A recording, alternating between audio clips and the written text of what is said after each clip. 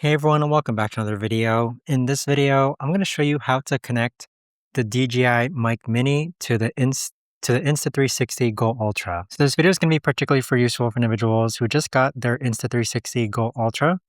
And so the first thing that you want to do is that you want to go ahead and turn it on by pressing on the right hand side button. And then once it's turned on, give it a couple seconds to go ahead and load. You want to go ahead and swipe down. So go ahead and swipe down and then scroll to the right.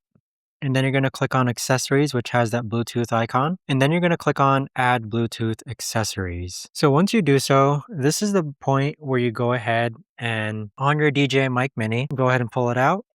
And this is what your DJI Mic Mini is going to look like. Go ahead and hold this button right over here until it starts to blink blue.